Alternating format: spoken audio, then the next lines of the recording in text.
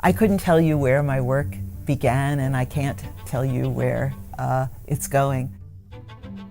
I think I've always been fascinated by the variety of human experience, human languages, human cultures, human ways of living and interacting.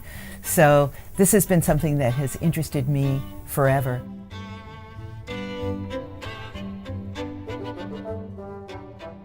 Yes, yes, we are animals like other animals and also radically different from other animals. No other animal develops the kinds of systematic bodies of knowledge that we develop. No other animal transforms their world as dramatically as we transform ours.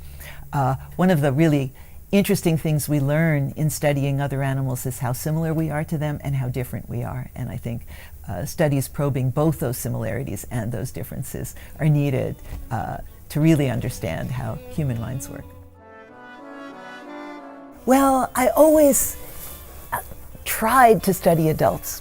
But as I said, they're just much too hard. We're too complicated. We know too much. I found it really difficult to think about knowledge in the adult form and how it's organized.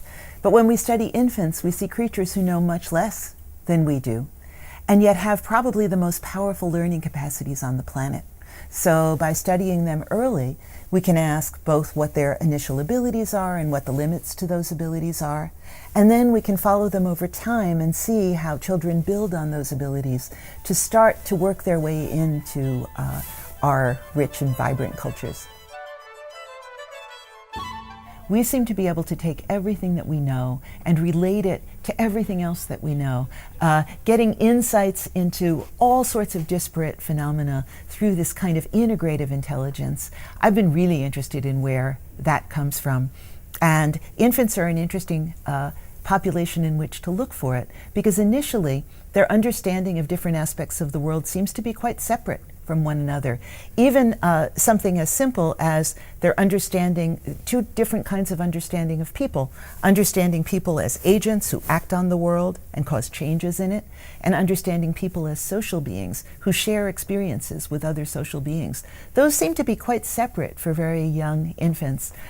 As one of your former Heineken Prize winners, Mike Tomasello, showed, though, at the end of the first year, these abilities start to come together, and for the first time you start seeing uniquely human ways of engaging with other people and understanding them. And I think that's showing this species-specific kind of integrative intelligence at work. I think the future is presenting us with an enormous number of questions.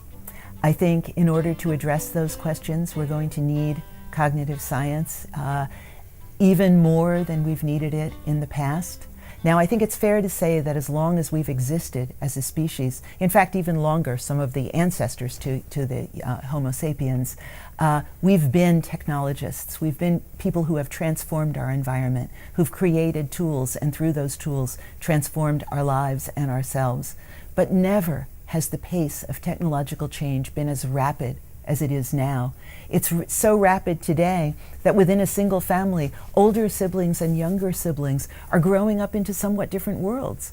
These phenomena raise enormous questions about our abilities to adapt. Where are we going to be in the future with these new technologies? So I think it's an extremely important time to be asking these questions and taking a more active role in thinking ahead, not simply allowing our technologies to develop by trial and error, but thinking ahead to what kind of lives do we want to be leading in the future, and how can we gear our current science and our current technologies to realize those lives.